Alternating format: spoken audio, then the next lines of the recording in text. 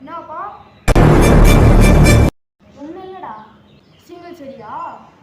இல்லை இரு, நீ வாட. அந்த பயம் இருக்கட்டும். இன்னைக்கு பாத்ரூம் அந்த தெரியுமா உனக்கு? டேய், அதான் நான் கெமிஸ்ட்ரி கிளாஸுக்கு உட்காந்து பிரேக் டைம்ல எழுதிட்டு இருந்தேன்னு உனக்கு தெரியாது பாரு. என்ன நினைச்சு சொல்லு. அதுவா, இன்னைக்கு பிரேக் டைம்ல பாத்ரூம்ல அஸ்வாக்குக்கும் சிங்கிள்ஸ் பண்ணிக்கும் பயங்கரமான ஃபைட்டு.